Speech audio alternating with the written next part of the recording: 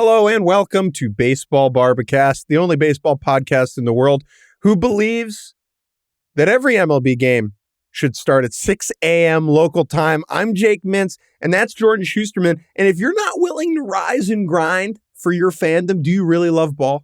You say 6 a.m. local time. Obviously, that is not when the Tokyo series started. But for us, we have been up early this week watching the first two official games of the Major League Baseball season in 2025. The Dodgers sweeping the Chicago Cubs in 2 games in the Tokyo series on this episode of Baseball Barbacast, which we are recording together in the same room, in the same studio with this beautiful, look, we're going to high five in the same studio here in New York City with the wonderful Baseball Barbacast logo behind us. On this episode, we are going to review the Tokyo series between the Dodgers and the Cubs, which gave us some stuff to talk about. The games weren't particularly compelling, but we had a good time waking up at 6 a.m. for those. And then we are going to talk about the opposite of the Tokyo series, the American League Central, as we preview the teams in the Midwest, one of the worst teams in baseball history, the White Sox, and 4 other teams who Jake still cannot decide which one will be winning the division. But we will begin with our opener, which is, of course, the Tokyo series, an event for the ages. The first ever Tokyo series was played 25 years ago in 2000. Okay. 25 years later, Major League Baseball returns to Japan with a slightly different level of popularity. Shohei Ohtani is the most notable baseball player on the globe. It is not close. He and the Dodgers, who have taken over Japan from a popularity standpoint, played 2 games against the Cubs, technically home games for the Chicago Cubs, which is hilarious because 98% of the crowd was pulling for the Dodgers. And then there was like Seiya Suzuki's uncle was there too. These games were not close or competitive. The Dodgers won both of them. They did not blow the Cubs out. They won handedly. In game 1, Yoshinobu Yamamoto goes for the Dodgers against Shota Imanaga for the Cubs. Cool that both Japanese pitchers. Like, that is amazing. That is notable. That is awesome. Yeah. Imanaga is really good. He's pulled after 4 innings because he walks 4 hitters more than he had walked last season in any game. And then Ben Brown, the reliever, coughs up 3 runs in the 5th inning. Ohtani, 2 hits, 2 runs. Cubs have just 1 base runner after an Ian Happ single in the 3rd. Yamamoto is really good. The Dodgers bullpen is really good. They win game 1. Not a whole lot there. Game 2, a lot more hype for this one because it was the debut of Roki Sasaki, Japanese phenom, 24 years old, throws cheddar cheese, but is he actually good? Still TBD. He was awesome. Like, visually, it was sick. The stuff was dynamite. He was very volatile, walked 5 hitters in 3 innings, which, according to my notes, is too many. The Dodgers, however, because they are the Dodgers, they pounce on Justin Steele in the early going. 3 home runs for them. Edman, Kike, Shohei, homer. We'll talk about that. And they win that game 6-3. So I think now the first game, I would say just the biggest takeaways from those was, or from the performances of that one, because, we didn't have a ton of offense in that first game. We didn't have any home runs.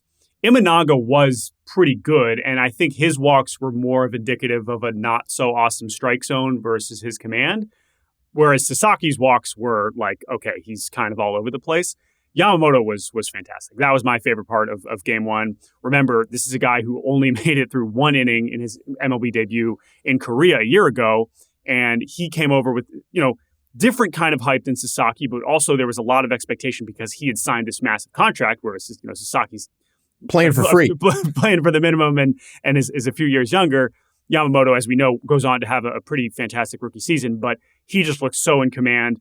The splitter was ridiculous, and his splitter, we've already talked on this pod about the difference between his splitter and Sasaki's splitter, and we can get into that a little bit more. But I love watching Yamamoto pitch. He is masterful, and I think that there is so much talent on the Dodgers pitching staff, as we learned in that first game, even after Yamamoto, where I guess the bullpen was perfect, I think, outside of a Blake Trinan hit by pitch, and that's Bonda, Kasparius, Trinan, and Tanner Scott getting his first save as a Dodger.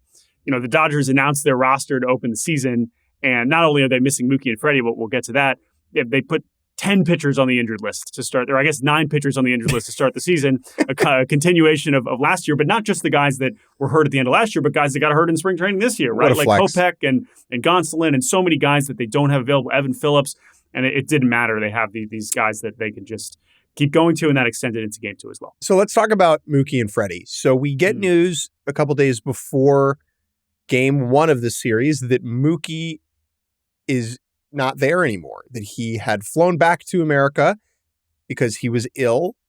He lost 15 pounds, which is really a ridiculous, like that is an unsafe, dangerous amount. I hope Mookie's doing better and feels okay. That's scary. About a half hour before first pitch, we get news that Freddie Freeman is scratched. Rib issue, similar rib issue that he was dealing with during the playoffs last year. So the Dodgers are just playing without their second and third best hitter, and it doesn't matter. However, the reason we want to bring this up again and harp on it a little bit is that when thinking about the Dodgers as an operation, as an organization, it is difficult to envision how it goes wrong. And Mookie and Freddie not being available gives us a little taste of that. And that is they are old. And when you are old, you are much more likely to just break down, miss time with random stuff, and get hurt. Now, these two things are not predictive, and I think what happened to Mookie particularly is like very random. Still, if the Dodgers are bad in the next 4 years, it is because their roster is older than the typical good team. Yeah, and I do think that this is still more of a big picture concern in terms of projecting, because right now the baseball world just feels like Dodgers will never lose, and obviously there's other ways for them to acquire young talent, as we just saw with Sasaki over the next decade, but they had the oldest position player group in baseball a year ago, and that is very likely to be true again this year. And I think with Freddie especially, who was an Ironman for so long in his career, and then obviously last year started to deal with a litany of injuries, and so it's just kind of an ominous start in that sense. I'm willing to just say the Mookie thing is more of a fluke, and that's fine. Freddie's 35, and this is still the kind of thing that your team can just deal with these things more often if your entire position player group is in their 30s. Again, they're still deserve to be far and away projected the best team in baseball, and I think they're going to win 110 games. All these things are there, but it was at least particularly with the Freddie thing and how the things he kind of dealt with at the end of last year. It was just kind of a reminder that they are going to have to eventually find some new young players, and I think they probably will because they're good at that too. Speaking of, Roki Sasaki starts game 2. He, let's be very clear about this. If game 2 of the year was in Cincinnati or Los Angeles, this would have been Blake Snell. Yeah. And that's okay. Yeah. It's okay to understand why Sasaki threw. I'm happy he did. I think it was well worth it. MLB realizing that they don't need to make these exhibition games, that these games can count, and there are 162 of them, and it's okay if the Dodgers caught like almost following that lead and being willing to start Sasaki. Good. Sasaki was what we expected. 3 strikeouts, 5 walks, 1 hit over 3 innings, 56 pitches, 25 strikes, okay? He's throwing a hundo in the first. He's throwing 95, 96 by the third. Yeah. The splitter is unbelievable from a movement perspective. Yeah. He wasn't commanding it as well as he was in his spring training outing when it really seemed like he knew exactly what he was doing with it. And yeah, he was obviously spraying the fastball. This kind of performance just, had me doing all kinds of stat head searches where it's like, what is this going to look like over even say 100 innings, right? Where he's probably going to have one of the lowest batting average against in the league. And he's probably going to walk 9-10% of hitters. And he's probably going to strike out 27-20. It looks like Blake Snell, right? Or like some version of there's like some Freddie Peralta seasons that we've seen like this. Like if you are never allowing hits, you are probably going to still be effective. It's just going to be from a workload standpoint and from a, obviously, 25 strikes and 56 pitches that's just not going to be good enough to eat a bunch of innings, let alone if he's going to be able to hold up from a physical standpoint. But he's going to be effective because it is going to be difficult for hitters to consistently. They might be able to get to reach base by just standing there, as we saw as his outing went on. But it is going to be difficult for hitters to hit him consistently. Well, he doesn't need to be anything other than what he was today because of who the Dodgers have on their roster. Sure. If he was Tarek Skubal on the Tigers and he needed to throw 7 innings every day, I would not be optimistic about Sasaki's season. But if the Dodgers are just going to, they can afford to roll him out there, let him chuck it for 3 1/3 and see how the development goes. I did not learn anything new about Roki Sasaki today. It kind of confirmed everything that we had believed about this guy. The talent, just watching this guy move down the mound is beautiful. Yeah. Especially in contrast to Justin Steele, who is also good, but is less aesthetically pleasing. Yeah. Justin Steele looks like he's falling over, and then the ball comes out of his hand. Sasaki looks like ballet. Yeah. Interesting start. Excited to watch him stateside. One more Dodgers thing, and then we'll briefly talk about the Cubs. Shohei Ohtani homered. Yep, that's what it says in the box score. That's what crew chief Bill Miller confirmed via very speedy replay. Do we have any tinfoil hats in the studio? So the Dodgers won this game handily. They didn't need this Shohei Ohtani home run. Shohei Ohtani probably didn't need this home run to still win MVP this year. But we did, man. but after Tommy Edman and Kike launched balls earlier in the game that very clearly cleared the fence, no doubt about them. Ohtani, when he tees off on this Nate Pearson 99-mile-an-hour fastball, I thought it was like, all right, well, that's going 500 feet like the other ones. But then, PCA's ranging back and it hits something and it lands in play. And then Kyle Tucker kind of looks up and points and the ball's in play and Ohtani kind of slows down at second. And then they're like, home run. And then it's like, well, that was weird. And then they review it. And it sure looks like the ball was not going to go out and that multiple fans tried to catch it, as that happens that's unfortunately a thing that happens in baseball games. And they were like, yeah, home run, sure, whatever. I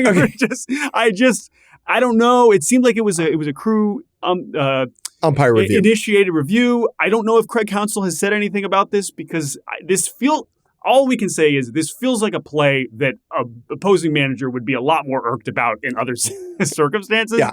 And I'm totally understand if Craig Counsell was like, whatever, we're losing and it happens. I understand. Give Ohtani the homer. That's great. It's fine. But we're just reacting to what we saw, which is like, as far on the, continuum of like what fan interference looks like for a home run and the ball looking like it didn't go over the fence. That looked like it wasn't going to go over the fence. So that's how I feel about it. The fan, I think, would have had to miss as incredible their arm yards into the field of play to get this overturned. Yeah. You're not taking a home run away from Ohtani in Japan. Which is fine. Whatever. If it was any other player who had hit this ball and there was interference like this, it would be non-story territory. But because it's Ohtani and it's just ripe for tinfoil hat wearing baseball players and conspiracy theorists. Well, and the other part about it is it's not like we don't have better camera angles. Like there's plenty of cameras in that stadium that probably could have shown that it was not going over the fence. It's not like the umps are working on other games, right? So whatever, it doesn't matter. It doesn't change the fact that the Dodgers deserve to win this game. They were going to win this game anyway. Yeah. The Cubs did not look awesome. We had a couple good Cubs. I guess, what were the Cubs' highlights? Matt Shaw's defense looked great. His offense didn't look great, but he made his major league debut. That was great. John Birdie had 3 hits. Good for John Birdie. Probably not what you want to be highlighting for the Cubs offense in the beginning of the season. And long flight home. Yeah, long flight home. So Cubs will be fine. They have a difficult April schedule that also features the Dodgers 4 more times. So that'll be interesting for them, or 5 more times, I think. Yep. So hopefully they can kind of get back on this side of the world and have a little bit more success. I want to clap it up very briefly for the baseball community. A year ago when the Dodgers opened up in Korea against the Padres, you saw a lot of people saying, what is going on? This is no way to grow the game. Having opening day start at 5 a.m. in the middle of the night or 2 a.m. in the middle of the night Pacific time. What are we doing? Didn't see that this year as much. Good job, everyone. Yeah. Because I think it was so obvious why this is a good thing. Yep. Japan likes baseball more than we do in America. Full stop. Bringing the best version of the sport over there regularly is good for the sport. Yep. Full stop. I wish that the Cubs had been more competitive and that it didn't feel like they were just a foil for a Dodgers victory parade in Japan. I hope that other teams gain popularity over there, like the Dodgers. Yeah. But still, this was a rousing success. The Dodgers should open every year there. They should. Yeah. I do wonder at what point they would be like, oh boy, like some of the players are like, here we go again. Or they're just like, yeah, of course we open the season in Japan every year. Of course that's how it should work. I could see that going in both directions. And who's to say, maybe I have to imagine the fact that they went through this in some form last year helped them prepare for this on many fronts. But it's 2 games, no reason to take too much of it. They will return and we will resume a regular baseball season next week. The last thing I will say about this before we take a break is everyone should go read Jake's piece on Hideo Nomo and his impact on all of this being possible. It was a great story. I learned a lot. I think you will learn a lot too. So you should go check that out on Yahoo Sports. We are going to take a quick break. And when we return, it's time to talk about the American League Central. We'll be right back. And welcome back to Baseball Barbacast. Enough about Japan. All right. This is America. Let's talk about the American League Central, a division that has just one Japanese-born player. Shouts out Kenta Maeda. Kenta Maeda, who is on the Tigers and was on the Twins, is the only Japanese-born player to appear in this division since 2014. Whoa! Who was it before? Nori Aoki, Kansas City Royal. Royals, of course. Yes. Aoki, I was like, Aoki, who did he play for? Yes, Kansas City. That I should have remembered that. That was I think I have to imagine they still quite like Nori Aoki in Kansas City. But anyway, the American League Central, not exactly a hub of Japanese superstars. Kenta Maeda, how much he will contribute in Detroit this year. Who's to say? We'll get to the Tigers later. Generally, in these division previews, we have gone in order of the projected finish according to Fangraphs, because we like Fangraphs, and there's other projecting systems, but it's like, that's good. That'll lay it out for us.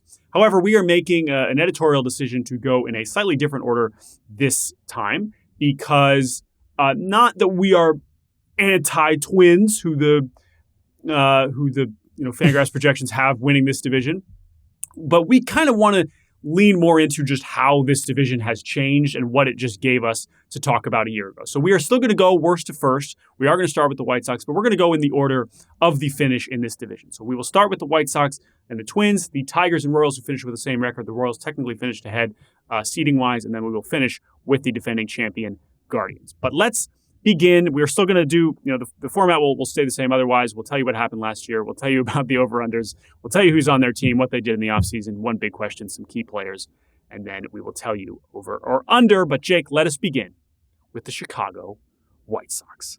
How'd it go? How did it go? I didn't see the game. Missed the game. What happened? You missed the many games where they lost. They are projected by Fangraphs to win 63 games. That's not very many, but it is way more than they won a year ago. As last year, we knew they were going to be one of the worst teams in baseball. So that part was not a shock. Their over-under was 60.5. And both of us said under. We were like, whoa, this team's going to be really bad. In fact, Jake last year on the podcast said they're going to be a train wreck. I'll take the under on 55.5. And boy, did you nail it. Now, would you have taken the under on 45.5? No. Probably not. But that is what they did as the White Sox went 41 and 121, folks. The most losses in baseball history. If your team is not the Cleveland Spiders of 1899, truly the worst team in baseball history. But the most losses since the turn of the other century. Since the other century turn. Since 1900, the most losses in a season.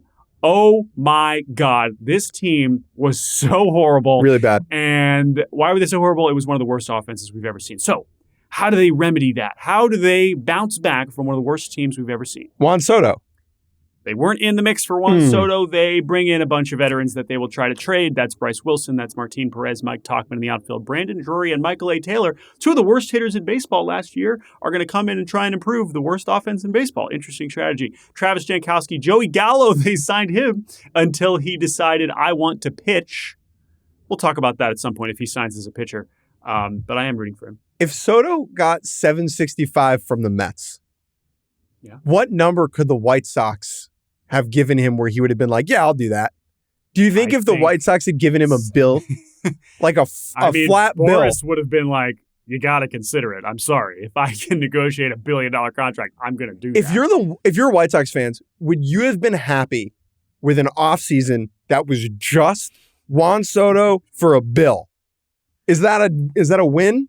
Because again, he's probably then on the next good White Sox team. Yeah, because it's 15. I mean, however many years. But that also might be setting them back in their rebuild, which is right. But I don't know. Anyway, Sox fans, email us. Let us know. Let us know. BaseballBarbacast@gmail.com. Did you want to sign Juan Soto? For a bill. I don't know how you're going to answer that. Jake, who's on the Chicago White Sox? Not Juan Soto. Behind the dish, it's Corey Lee and Matt Thaiss with potentially prospect Kyle Teal. Edgar Caro, maybe? Showing up at some point. Yep. Two of their top prospects are catchers. So keep an eye on that. First base, Andrew Vaughn. Second base, the pride of Russia, Lenin Sosa. Third base, Miguel Vargas, who Chicago got in the Eric Fetty, Michael Kopech three-way deal at the deadline last year. Shortstop is going to be me and you, buddy, just kicking it. Chase Mydroff? Maybe. Yeah. I mean, it could be Josh Rojas, who's injured. They wanted Colson Montgomery, top prospect, to go win the job. He didn't do that. So he's back in AAA. I don't know. Whoever it is, they're not going to be very good. The outfield in Luis Robert Jr. in center, Mike Tauchman in right, Andrew Benintendi in left, but he has a broken hand. So he is not going to be available. He is, of course, their highest paid player, making $17 million this year. He will not be available for the start of the season. He actually wasn't that bad last year, so he would be helping this offense if he was available, but he is not. Michael A. Taylor might be there. Maybe some Travis Jankowski in the mix. And then DH will be Brandon Drury, maybe. The rotation is Martin Perez, Jonathan Cannon, Davis Martin, Sean Burke, Bryce Wilson. I'm not even going to talk about the bullpen. This team stinks. They're going to stink again. They stank last year. But my one big question is, what about this team is meaningfully better or more hopeful than the historically catastrophic 2024 version? There are some people really confused about why you said Jonathan Cannon's name that way, but we'll give you the opportunity to explain that after I answer this one big question. What will be better about this team? Because realistically, you could look at this team and be like, wow, this roster is actually worse than what they had a year ago, where they had Garrett Crochet, who at this time a year ago we didn't know was about to be one of the best pitchers in baseball, but they had him and Fetty. Those were huge wins before they traded him. Now you're looking at the rotation and be like, well, there's no way this rotation is going to be as good as it was with Garrett Crochet and Eric Fetty, and the offense still looks pretty horrific even if you've added some more accomplished veterans. That said, this team was actually, what was their Pythagorean record last year? Because obviously their run differential was terrible, but I guess they were projected to, okay, so by run differential, they should have won 48 games instead of 41. So that's just they got really unlucky team. It would be very difficult to be as bad as they were last year, obviously, almost no matter who's on the team, truly. And because of that, I think they are still going to be the worst team in baseball. But I do think that the offense cannot be as bad again. I don't know how it's going to be better because the names do not look good. I do not think it can be that bad. It was one of the worst offenses we've ever seen in every metric. They were 30th in basically every category that wasn't steals, and they were like 26th in that. So I just don't think it, I mean, they might be 30th again in most categories. I just think that historically, it won't be historically awful. It'll just be plain bad. And that kind of has to be the goal. And remember, they were an embarrassment for a lot of reasons last year. The offense was a big part of it. Pedro Grifol did not seem to be the right person to be leading a team that is knowingly bad. And now Will Venable knew what he was signing up for here. And so I hope so. Will Venable knows he's going to finish in last place this year, but he seems like he's coming from a place in Texas where he actually has had some success. And I have to think that he is probably in a better position to guide a group that understands the assignment this year instead of being kind of delusional about what the goals are and Pedro Grifol saying we're going to kick your ass when they were obviously one of the worst teams we've ever seen. For this team to be better at all, they need my key player, Luis Robert Jr., to act like Luis Robert Jr. And that's both to give fans a reason to flick on the television, because even a 60-win team with Luis Robert Jr. on it, I mean, I'll watch. He was one of the most exciting players in baseball in 2023. It was he went 30-30 or 30-20, 38 homers, 20 steals. When he's healthy and really trying, one of the best defensive center fielders in the league. He is an amazing talent. Last year, he was bad like everyone else on the team. He was bad and hurt, and I think if he's better, they'll trade him, and they should, because what's the point of having a Ferrari in a burned down house? Yeah. Still, he's got to be better just for the overall direction of the franchise. Yeah, I mean, that's true in the sense that he's their last big trade chip, really. I mean, they have some of these other veterans that I'm sure they're hoping to flip if they can be decent for 2 months. But Robert is their last chance to bring in a haul similar to what they got for Crochet, where when you are in talent acquisition mode, young talent acquisition mode, he needs to be better for them to be able to do that. But for me, my key player, again, it's just who is going to step up as an offensive player that you feel like is going to be on the team in 3 years. Because even if Luis Robert's awesome, he's going to get traded. So guys like Miguel Vargas, who was supposed to be a centerpiece of this trade return, guys like Colson Montgomery, guys like Kyle Teal and Chase Meidrath, who they just got in this trade, we have to, even Lenin Sosa, who I think was good in the last couple months and is only 25, like someone that you think is just something as part of this position player group. That is what I need to see to feel like this organization is trending in the right direction. Because if we're going to give White Sox fans something to be optimistic about, it's that they have had some wins with the pitching staff. Crochet is an amazing story for so many reasons, and you have to give the White Sox some amount of credit because they were optimistic enough to give him the opening day start. They clearly believed he could be a starter. But Crochet's story is a lot about Garrett Crochet's belief and talent and something that, which again, the White Sox still deserve credit for identifying and all those things. But what they were able to do with Fedde, Sean Burke, who's their also surprise opening day starter, I think he's going to be a good pitcher. I like Jonathan Cannon. Davis Martin had some success. They have some real guys coming on the farm, Hagen Smith, Noah Schultz. They have a lot of arm talent there. So a year from now, we could be looking at this pitching staff and being like, all right, like that's going to be kind of a pain in the ass to face, to try to score against. But when the offense is this bad, nobody is going to take you seriously. So that is the most important thing for them. That was far too much time given to the worst team in baseball history. But because we care about every fan base, we'll do it. Over under 53.5. This line is trying to trick you. Okay. Vegas, boo, is setting this line comically low, assuming that people will just hammer the under on the White Sox. Where are you at? So this is the lowest line, unsurprisingly. It is far lower than the Marlins. A year ago, the A's had the lowest line at 57.5. We know that they went comfortably over there. 53.5. Can this team be 13 wins better than a year ago? I'm going to say yes, barely. I think this is 54, 55. 60 would stun me. But like, man, like 41 is so hard to do. But I think they'll still be the worst. I think they'll still be the worst team in baseball. And I think it'll be, maybe I will go under. Where are you at? You go first. I said over. I'll go over too. Ugh, that's hard. If you want to know why Jake said Jonathan Cannon's name that way, email us baseballbarbacast@gmail.com. Let's move on to the Minnesota Twins. Is it disrespectful for us to be talking about them after talking about the Chicago White Sox? They don't get a say in the matter, and that is because of how last year ended. They were in position to make the postseason. They were in the hunt for the division. In August.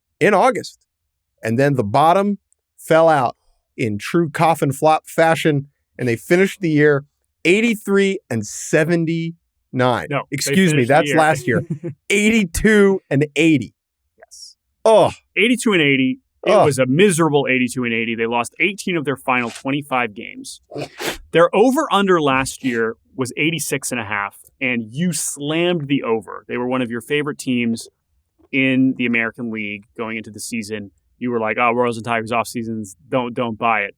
I also took the over. I was like, I was skeptical, but I was like, they got a lot of good players. I think they'll win the division. They didn't do that. Obviously, they end up finishing fourth. And then, after you have a season like that, you're like, well, we got to do something about this, right? No. No. Someone's got to do something about this. For whatever reason, there is some uncertainty with the ownership. They're trying to sell. They thought they were going to sell the team to an Ishbia brother, and he was like, just kidding, not doing that, going to go buy more of the White Sox. Make of that what you will. Sure. So instead, they did very little. They signed Harrison Bader, Ty France, Danny Coulombe, all to one-year deals. And I guess they're running it back with a very similar team. They lost a couple key pieces, but once again, they will pray to the health gods who have already frowned down upon them as Royce Lewis is already injured. Jake, who is on this Minnesota Twins team that is projected by Fangraphs to win this division with a modest 83 wins? That's so funny. Winning a division with 83 wins is so great. That's the AL Central before last year. Behind the dish will be Ryan Jeffers and Christian Vasquez. Ty France, the Tide to France, is back. He's going to be playing first base. Infield alignment is a little up in the air because of Royce Lewis's injury. I'm just going to go with Willie Castro, all-star at second base, utility guy. Shortstop, Carlos Correa. Third base, Brooks Lee.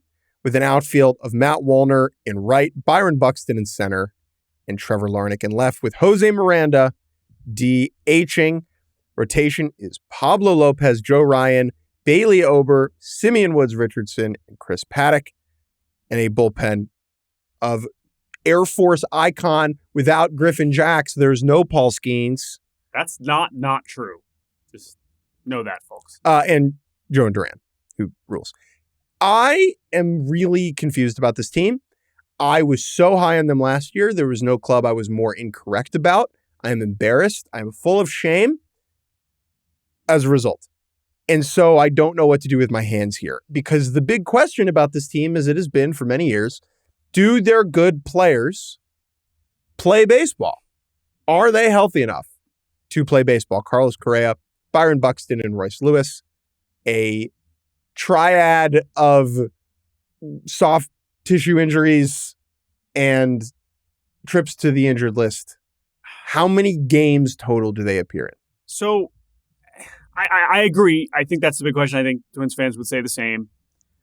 This is year 4 of the Correa-Buxton duo, which understandably had once the Twins got Carlos Correa, which was a shock in and of itself at the time, and he's, of course, committed there and really become kind of the face of that team. What's also interesting is their performance levels have fluctuated, right?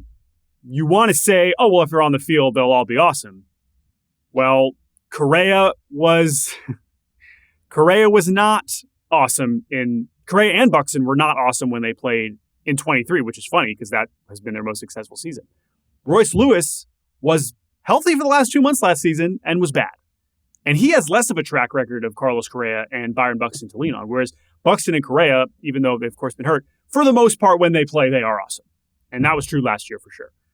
Lewis, it's less of a track record. Of course, this amazing start to his career and all these grand slams, and he's very likable, and we were rooting for Royce Lewis. But it was a pretty big sample of poor play last year when he was healthy. Now he's hurt again, so now we have another slow start to the season. But the problem is, like, those are your stars. That's what you're banking on, and so there's not enough else around them to where we can be too optimistic if they aren't going to get impact play from the certainly Buxton and Correa. But Lewis, I think you have to love him in there as well. If you lower the plate appearance threshold for last season, Carlos Correa right up there. Awesome. He was awesome again. And he was still playing through the same foot issue that he was dealing with the year before. But when he was on the field, man, he's pretty much delivered what they brought him there to do. Turn the knob down to 350 plate appearances. Judge. That's the Twins filter. That's literally the Twins filter. That is the Twins filter. Turn on the Twins filter, 350 plate appearances.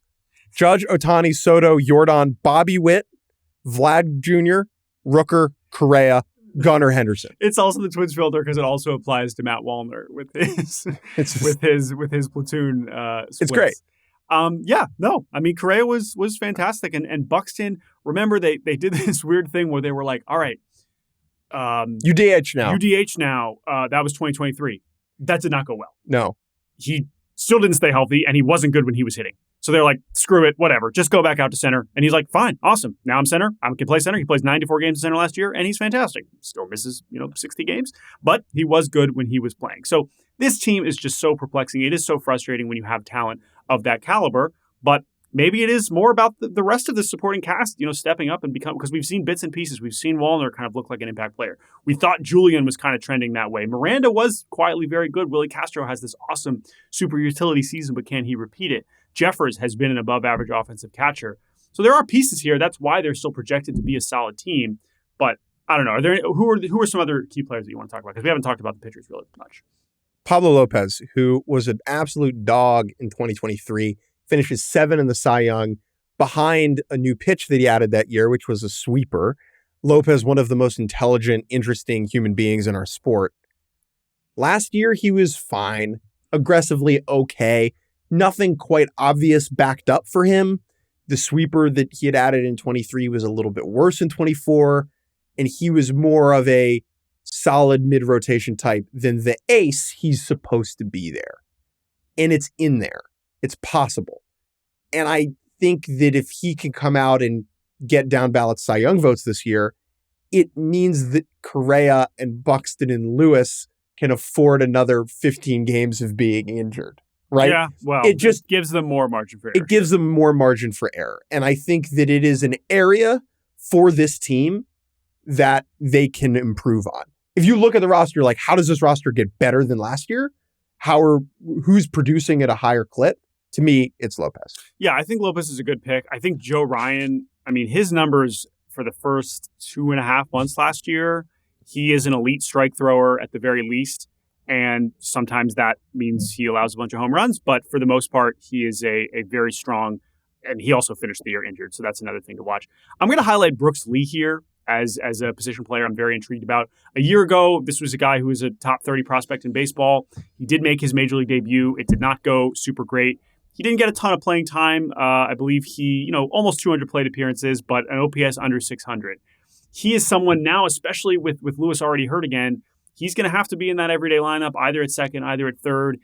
This is a guy who, talent-wise, should be an impact player. The first kind of go with the big leagues was not great for him, but he can be a difference maker really on both sides of the ball, and I have to imagine that they are really counting on him to elevate his game to at least be an average player, because last year he was not contributing in the way I have to imagine they had hoped, because that was also part of why they weren't able to hang on, is because they just didn't have enough supporting hitters around the guys that we are really expecting from them. The over-under for the Twins is 83.5. As we mentioned, the projected record is 83 wins, even if that is enough to win the division. They won the division with 87 wins in 2023. 83.5. Oh, man, this is... by the way, spoiler alert, this is the same line for the next 3 teams. I don't know. Or within one game. You go first this time. Over. I am going to go over. Oh, am I going to go over? Yeah, I'll go over. I'm not. I think they're going to be right in the middle. I think they're going to finish third. I don't think they're going to finish fourth, but I think that is going to be over 83.5. So that's where I'm at with Minnesota. Here's my take on the Twins. Buxton and Correa can't get hurt again, can they? There's no way, right? That seems impossible. It's got to go better this year. So for that reason, I'm high on the Twins. Right. I'm taking the over. All right, we'll see how that goes. One more team before we take a break. Let's talk about the Detroit Tigers, who are projected to win 82 games by Fangraphs. A year ago, their over-under was 81.5. There was some optimism. We compared them and the Royals a lot, but the Tigers in 2023 were not an embarrassment. They were trending in the right direction. They were not a good team yet. They were cute. But it was like 81.5 reflects like another step forward. We both took the under. I said on the podcast a year ago, I thought 2024 was going to be the year before the year. And I was like, I don't think they're a playoff team, but I think that, after the 2024 season, we're going to be feeling really good about the Tigers. So I might have been right about that if the Tigers now like go on and win the division. And now it's like, okay, now they're here. They've arrived. But there's also a version of this team where it was like, ooh, they might have been early, and this might be a year where they take a step back. We both said under. They went over. They win 86 games. Tigers won again. Tigers won again. GMAC Cash let us know. And they were a ton of fun. Obviously, one of the best teams in baseball in the second half, even after trading away Jack Flaherty. I covered that series against the Guardians that went 5 games. It was a hell of a series. It was really cool watching the Tigers up close. We know they go down to Houston. They are the team that vanquishes and ends the Astros ALCS streak. Tarek Skubal wins the Cy Young. A lot goes right for the Tigers. And at the end of the season, you look at their total numbers and you're like, how did they do this with Riley Green and Skubal and not a ton else? Let's get into this team. They had a kind of a weird offseason. Some short-term deals. Some of them look good. Some of them not so much. They bring back Jack Flaherty because nobody wanted to sign him. They sign Alex Cobb. He immediately gets hurt. Surprise, surprise. They signed Gleyber Torres. I like that move. Tommy Kahnle comes in as veteran bullpen reinforcement, which brings us to this roster. Jake, who is on the Tigers? Feels like everybody can just kind of play everywhere. So it is. For better or for worse. For better or for worse. Behind the dish, Jake Rogers and Dylan Dingler. One of the best ball names we've got. Dylan freaking Dingler. First base, Colt Keith. We'll definitely see some Spencer Torkelson over there still, but Keith is projected to be the opening day guy. Gleyber Torres and his enormous beard that he could have kept if he had stayed in New York will be at second base. Third base. That's true, because it is well groomed. Oh, it's very well groomed. It's very well groomed. Very well groomed. So third base, good point. Zach McKinstry, Andy Ibanez, maybe some Matt Vierling when he gets back from the IL, maybe some Jace Young if he plays well in AAA, maybe some Javier Baez if that happens. Shortstop, they're going to roll with Trey Sweeney. Javi Baez is on this roster. He has 3 more seasons under his current contract with the Tigers. He has been abysmal as a member of this team.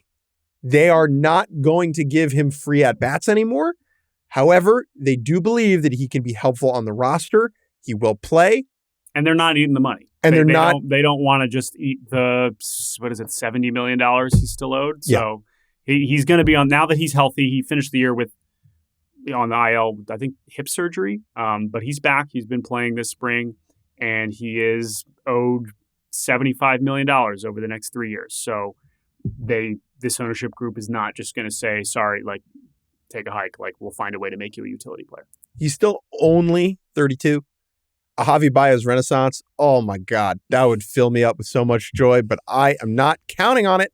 Neither should Tigers fans. The outfield, though, I would count on that. In left field, Riley Green. In right field, Kerry Bonds, Kerry Carpenter, one of my favorite players in the game. Center is going to be Parker Meadows when he gets back from the IL. He's projected to return a little bit quicker than Vierling is, I think. Wensiel Perez will get some time in center. And then Torque will get most of the DH at-bats to start, I think. The rotation, though, this is the interesting part. Skubal, Tarek Skubal, reigning Cy Young winner in the American League. He's going to go on opening day, and whenever he freaking can. By the end of last season, it was Skubal and pitching chaos. They did go out and sign Jack Flaherty to join that group. Casey Mize will be in the mix as well. Kenta Maeda, who I mentioned before. Reese Olson, and then Jackson Jobe, who is a top 3 pitching prospect in baseball, is going to get some run in the rotation this year at some point. And then the bullpen, it's the cast of characters who stole your hearts and confused you in October. Jason Foley, Bo Brisky, Tyler Holton, Will Vest, Brant Herter. And Will Vest was unbelievable. Holton was the one who did it over the whole season. Vest is the one who was just insanely good in October. And Foley was like the capital C closer for most of the year, and then they kind of moved away from him at the end of the year. He barely pitched. I think he didn't pitch in the series against Cleveland, even in a 5-game set, which is kind of wild. They bring in Tommy Kahnle to kind of bolster that group. And John Brebbia. Forgot about him. So, our big question about these Tigers. I think it does have to be about the additions, because when you have a season like that, it does feel like a now we go moment. It's time to spend. We know they were in the mix to sign Alex Bregman. Like, they were making a real effort to sign Alex Bregman. That communicates that they were trying to do something more than they ultimately were able to accomplish. That seemed to be a very singular pursuit. It doesn't seem like they were opening up the wallet for any of the other top free agents. Jack Flaherty kind of falls back in their lap. Gleyber Torres is like, I have multi-year offers, but I want to go prove myself in Detroit. The Alex Cobb one, I just cannot wrap my mind around. He was so injured last year and now is immediately, I think he's back and throwing bullpens. They gave him $15 million? $15 million before any of the other pitchers signed. I want to be wrong. I actually grew to really appreciate Alex Cobb as like the person, listening to him talk when he was like with the Guardians last year. Get your money, dude. Yeah, I'm awesome for Alex Cobb. I can't wrap my mind around that being plan A. But part of that is then, okay, well, maybe there is part of this rotation that doesn't need Alex Cobb, which also makes it weird that they gave him $15 million. But it is about how those free agents do. Can Gleyber Torres elevate this lineup? Can Tommy Kahnle, he was pretty good for the Yankees last year. Can he help a bullpen that might regress a little bit after last year? And then Cobb and Flaherty are kind of wild cards in different ways. No team in MLB's poverty division, a.k.a. the Centrals, spent more money, or committed more money, rather, than the Tigers did this winter. They committed $76 million to 6 different free agents. That is more than anyone else in this division.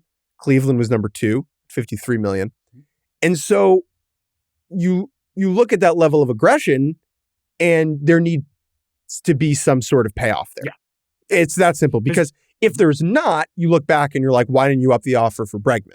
Sure. Right? And then you're looking at the Baez contract and you're like, man, if they hadn't given that out, you could... This organization seems like it's willing to spend a little bit of money. Did they get these right? Yep. And that is a huge deal this season. My key player, though, is Kerry Bonds. He bangs, dude. He bangs. He has some of the most fascinating splits in the sport. He is a left-handed hitter. He demolishes right-handed pitching. By fascinating, you mean extreme to the extreme. He is one of the best hitters in baseball against right-handed pitching. He has not been given many opportunities to hit left-handed pitching, but when he has, it has not gone particularly well. He is also not bringing a whole lot on the defensive side of things, although it does seem like they're comfortable playing him fairly regularly and right. Last year, his WRC plus, with 100 being average against lefties, was 18. How many plate appearances is that? That is in 32 plate appearances. Okay, so they really didn't let him play against lefties. In 264 plate appearances in the regular season against righties, 176 WRC plus. He is a top 10 hitter in the world if the pitcher throws with their right hand. Yeah. I am fascinated. 1, does that continue? 2, can he at all figure out how to hit lefties? At all? Will he get the chance? I don't think so. I think that like the Tigers and how they operate right now are still in the business of playing the matchups. They just have not assembled, which is part of the problem and part of why I'm hesitant to pick them to make the postseason this year is, Riley Green. And I'm in on Gleyber. Like, I think Gleyber's going to be good. I think he is an everyday player. I think even if he's a 110, OPS plus guy, like that will help this team a ton. They just don't have that many other players where I'm like, yes, he should be in the lineup every day, and you don't have to think about it. That is where they lack. That is the flaw with this roster. The pitching might be good enough for it not to matter. That certainly proved to be true last year. We probably could have a much longer conversation about how good Derek Skubal is, which some people could just say he is the best pitcher in the world. You can say that with a straight face, and I can say you might be right. But I'm going to go with Tyler Holton as my key player just because he bailed them out of so many different situations last year. The ultimate Swiss Army knife for AJ Hinch, and he was starting, he was relieving, he was closing, he was going multiple innings. He was amazing last year. Can he repeat that? He really ran out of gas at the end and was not good against Cleveland. I think he's a good pitcher, but him plus all these other guys, if that's plan A, I'm a little bit concerned. We'll have a similar conversation about Cleveland to some degree because of how good their bullpen was, but that's kind of where I'm at. Is are you going to get those same performances from those pitchers? Because right now, I don't see the offense as being that much better, and so I think they're going to need those arms to really step up. But maybe that's more about Mize and Olsen and if Job can really break through, which might happen. Over-under is 83.5. Yes, that's the same number as the Twins. I am going to go over. I'm still trying. I guess I'm past the deadline, so I can't remember if I ended up picking the Tigers to make the postseason or not. But I think that they're going to finish second. I think they're going to finish second. I'm in on them a little bit more than Kansas City. I trust the operation. Maybe I'm drinking the Kool-Aid because I was around them a lot last year at the end. But I think they'll find a way. But I'm a little worried about this offense. I will also take the over. I believe in the infrastructure. I believe in Hinch. Scooble. I believe in Hinch as a Magic manager. Yeah. I believe in Kerry Bonds. Yeah. I believe that one of the other pitchers will become a good starter and suck up more impact innings. Yeah. And I think they have enough mixing and matching pieces that they will have a successful enough season. Yeah. All right. Over on all three teams so far. We'll see if that continues. We are going to take a quick break. When we return, we will talk about Kansas City and Cleveland. Welcome back to Baseball Barbacast. Before we talk about the Royals and Guardians, allow me to let you know about Yahoo Fantasy Baseball. Make sure you get in one of these Yahoo Fantasy Leagues. Plenty of public leagues available. Start drafting instantly today. You can sign up in the Yahoo Fantasy app or head to yahoo.com/fantasybaseball. Jake, it's time to talk about the Kansas City Royals. We lumped them together with the Tigers in a lot of ways going into last season, but it is important to recall that the Royals were coming off a much worse season in 2023. They lost 106 games, I want to say, or more than 100 games in 2023, which meant that their over-under a year ago was 73.5. It was very low. You took the under, saying you had very little faith in the position player group. There was no depth. You weren't totally wrong. However, they went way over, which is what I picked. I said, I don't think they'll actually be good, but 73.5 is a very low number. They go way over. They win 86 games, just like the Tigers. They get into the postseason. They beat the Orioles. Sad Orioles. Orioles also beat themselves. They helped. Orioles also beat themselves. The Orioles helped the Royals beat the Orioles. They sure did. Now they are projected for 81-81.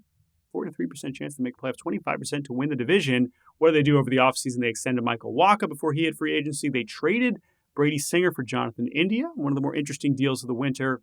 They bring back Michael Lorenzen, and they sign Carlos Estevez to be their closer, which brings us to their roster. Who is on the Kansas City Royals, Jake?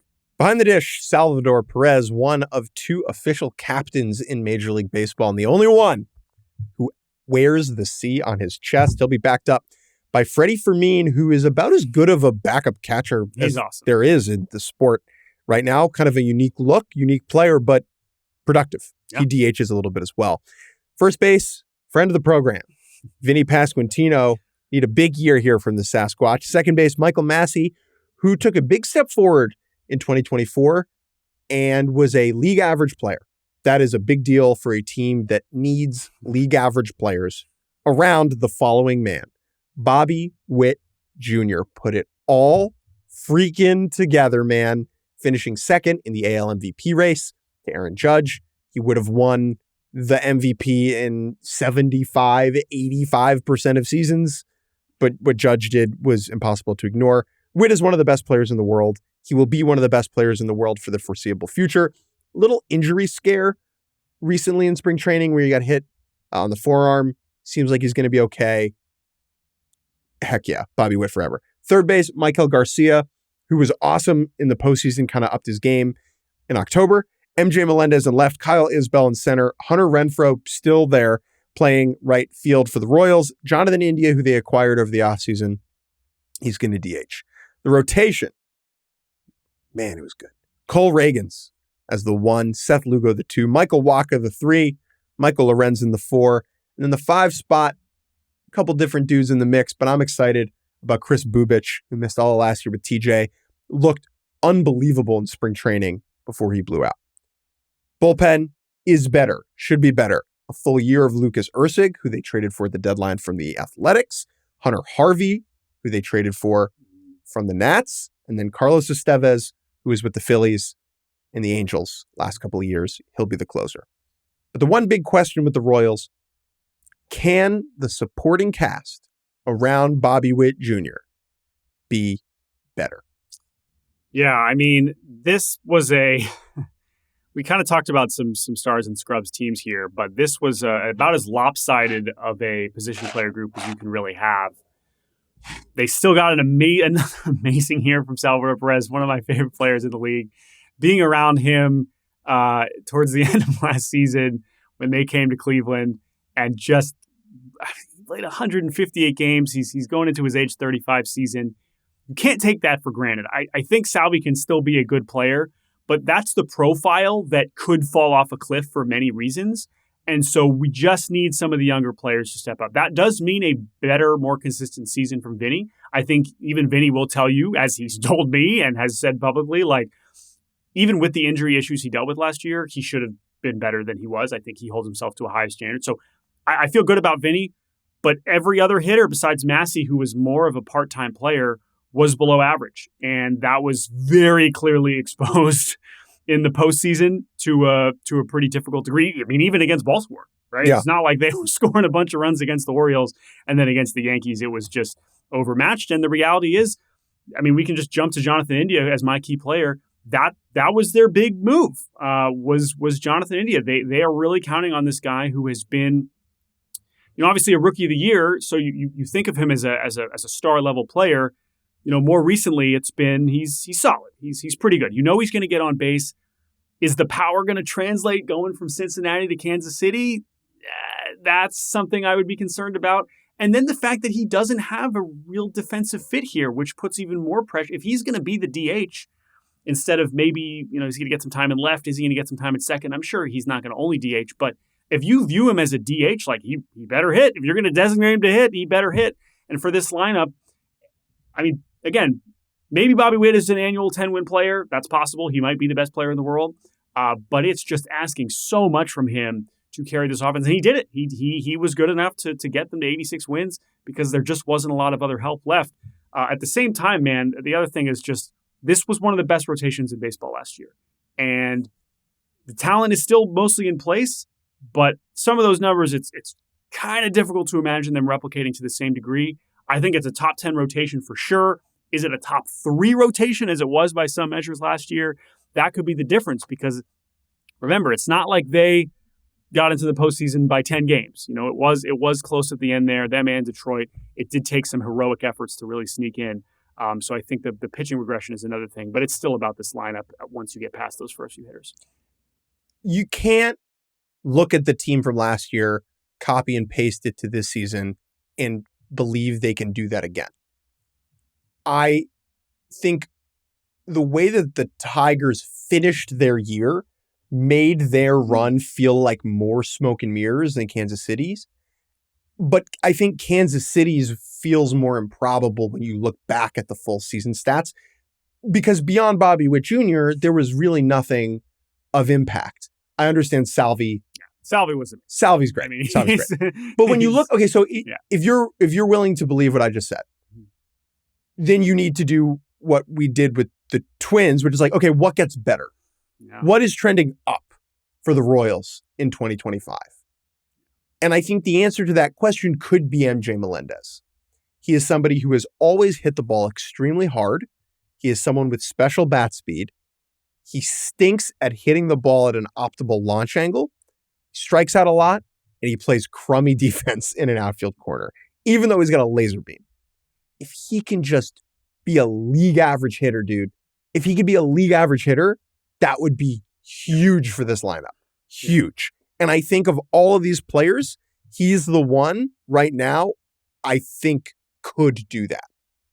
I mean, I want to agree, but he has now played, we're over 1,500 plate appearances for him, and he's gotten worse. So I agree. I see the physical skills, and I think that the ceiling is, I guess, they're higher than maybe any of these other young hitters. And this is the other problem with them is like, it's not a good farm system. You have this looming potential X factor of Jack Caglione, their first round pick from last year, who looked amazing in spring training. Maybe he could be an impact bat, but that's also a guy that might have to be adjusting to pro level pitching over a larger sample in the minors, and he's not going to be totally ready this year. I want to believe Melendez. To me, it's maybe more about Garcia, who now has 2 seasons instead of 3 full seasons. He also trended in the wrong direction last year. You're at least getting awesome defense and awesome base running from him. Base running in particular. He was arguably the best non-Ohtani base runner in baseball last year. He stole 37 bases and was only caught twice. That's one of the things that Bobby Witt Jr., if he is going to improve his game, he needs to become a better base stealer because he was not efficient at all. But otherwise, yeah, I'm with you. Like Melendez, but it's just when you're at 3 full seasons of not getting better and not making these changes, it's harder to believe in it. But yeah, the ceiling, I think, is definitely still there for him to be better than he has been. So, but the pitching for me, it's just, I just worry that if Bobby Witt was an 8-win player and the rotation was the 10th best rotation last year, I just don't think they're in the playoffs. And I worry that might be what we're heading towards this year. But maybe I'm wrong. Maybe Bobby Witt Jr. gets even better and he's putting up 12 wins and he wins the MVP and he's obviously the best player in baseball. That still might not be enough if the rest of the supporting cast is not very good. And that's why their over-under is 82.5. But I'm more worried about them than Detroit. I think Detroit has more depth on both sides of the ball. But I think if the Royals are good again, I won't be shocked. I just have more concerns there, which is why I am going to go slight under on 82.5 for Kansas City.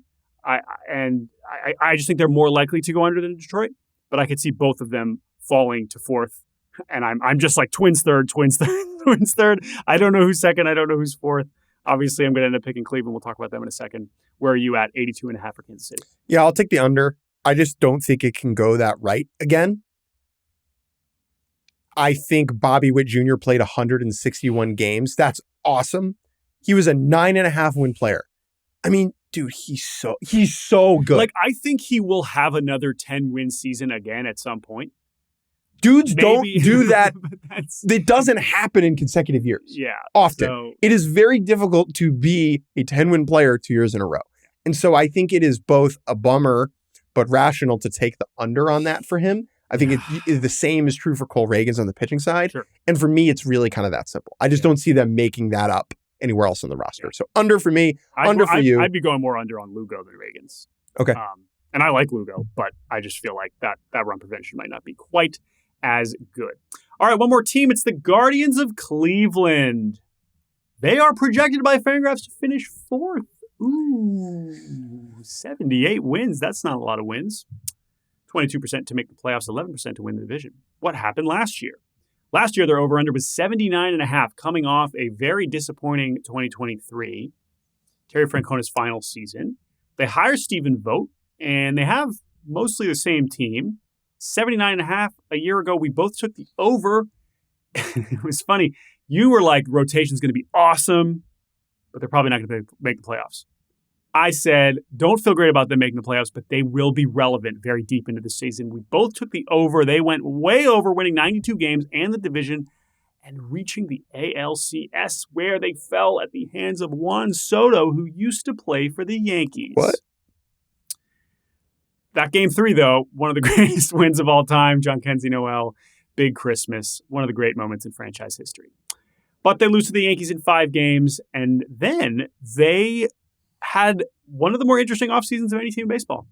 They traded away the right side of their infield that had been anchoring that position player group with Jose Ramirez for the last few years. Josh Naylor sent to Arizona. Andres Jimenez and his very long contract extension sent to Toronto. They bring back Shane Bieber, which people did not necessarily expect them to do. He had bigger offers elsewhere. He wanted to continue his Tommy John rehab with Cleveland and come back to the team that drafted and developed him. They acquire right-hander Luis Ortiz from Pittsburgh in a very convoluted series of trades.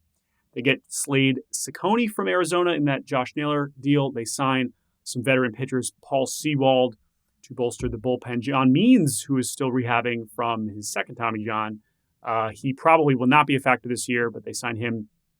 And Jake Junis, who probably will be a real factor for this pitching staff in some form this season. Jake, who is on the Cleveland Guardians?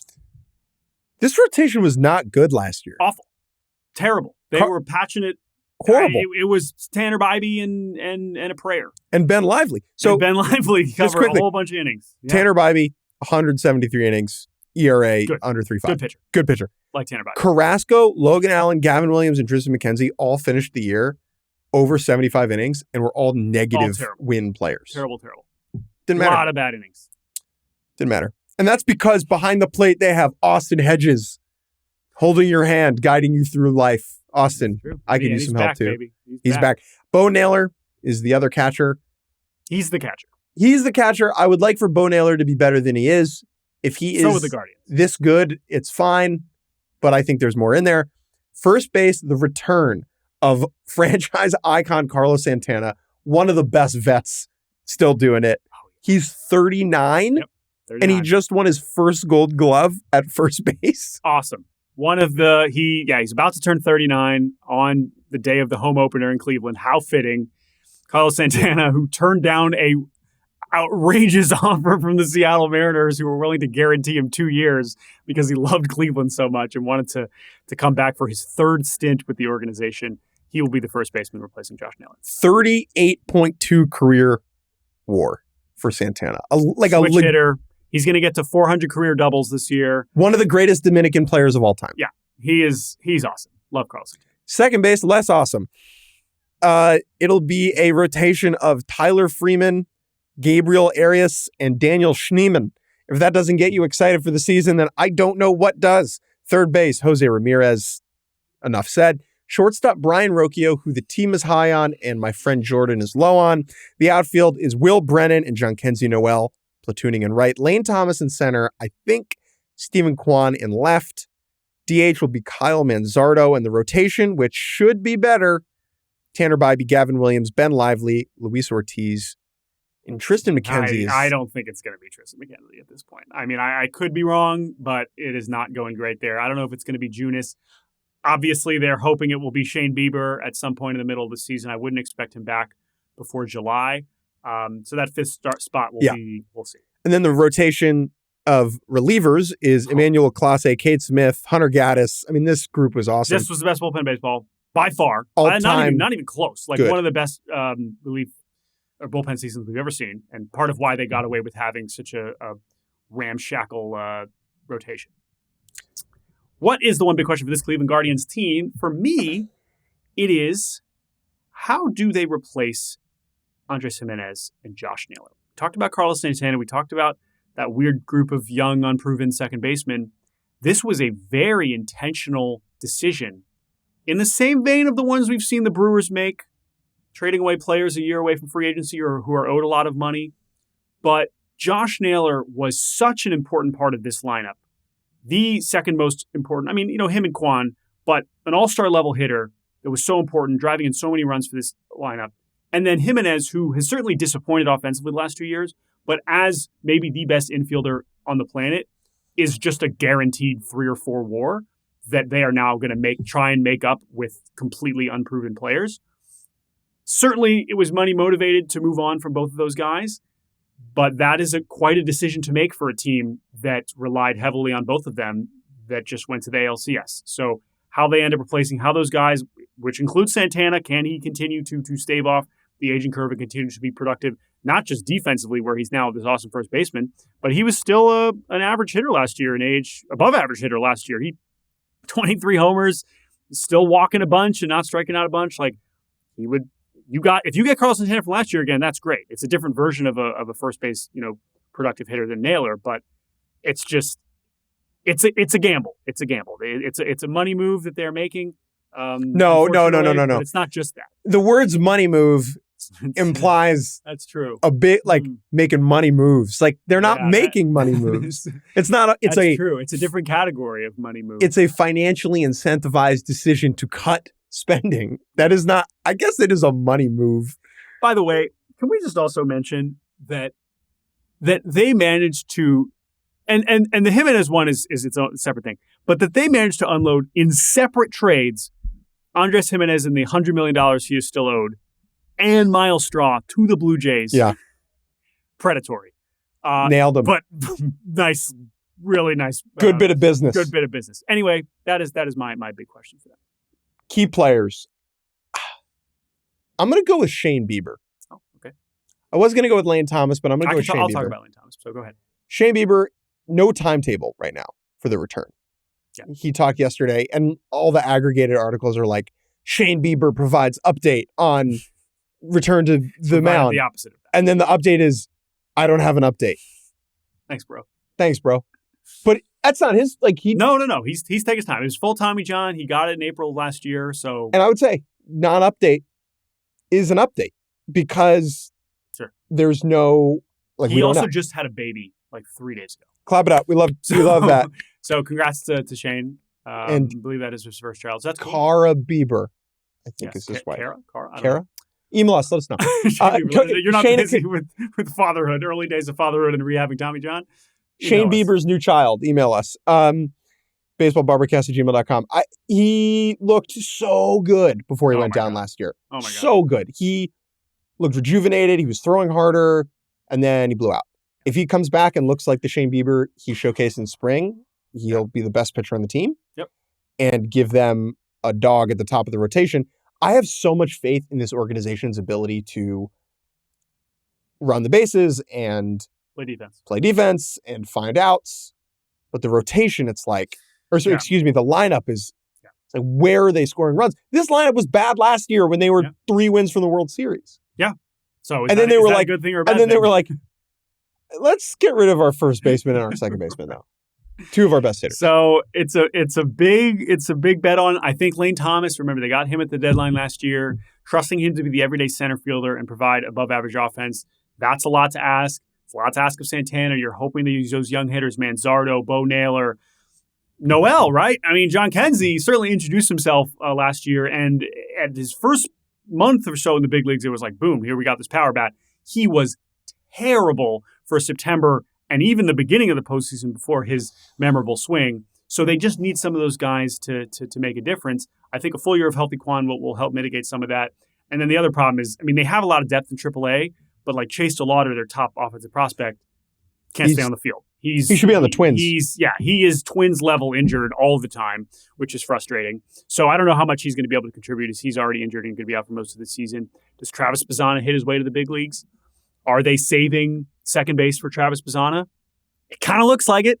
I don't know if that means he's going to be there this year, but that sure looked like what they were kind of hoping for.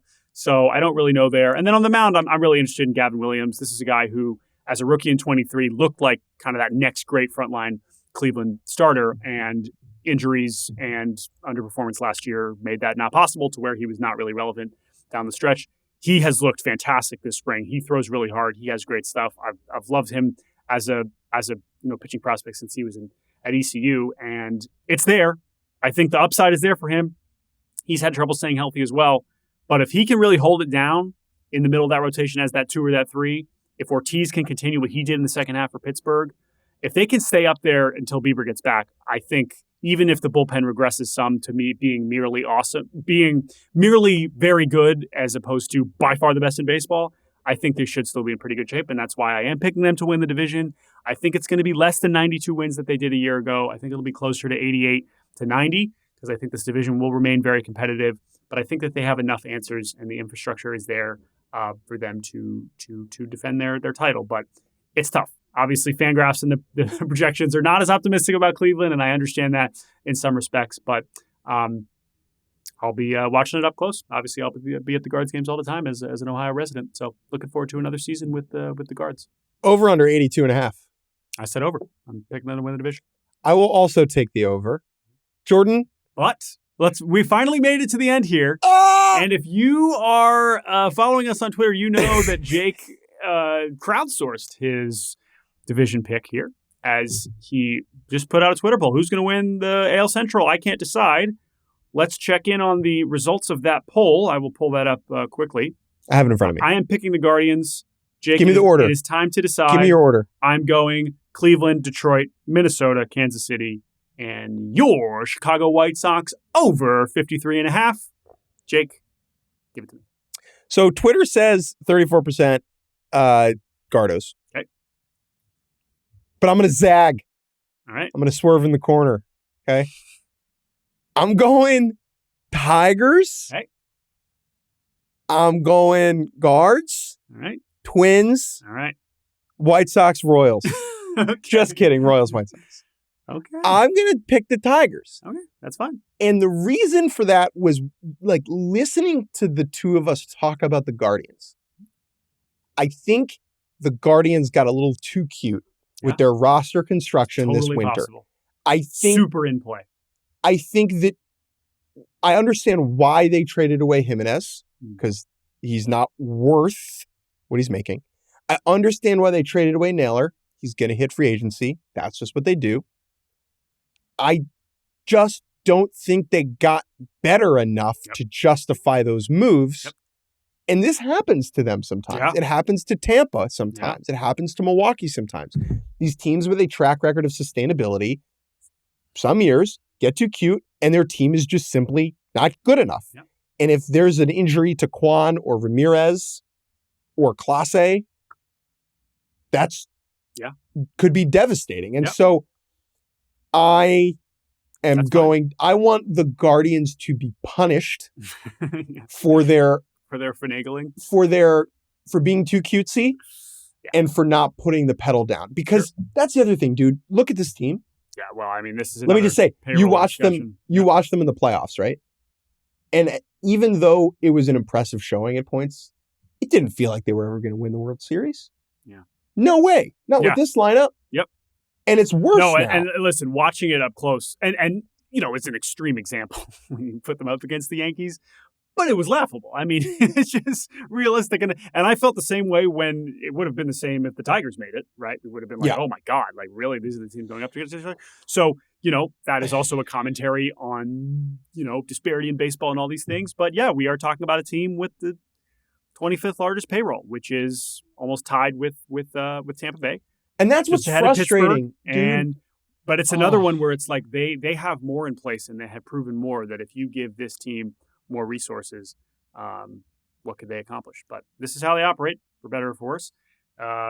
Likely for worse, if you're a Guards fan. What do you mean better, for worse? For worse. For worse. For worse. This team is frugal as all hell, but it could be for better. It's better for the ownership group, and that's it. Yeah. Cleveland frustrates me. I know they frustrate the fan base. This organization, the people in this front office are so good at what they do. Yeah, they are so skilled, and they have proven it year after year after year. And if you just gave this front office another $35 million of budget a year, I think they would just win the division all the time. It'd be a little boring. Yeah.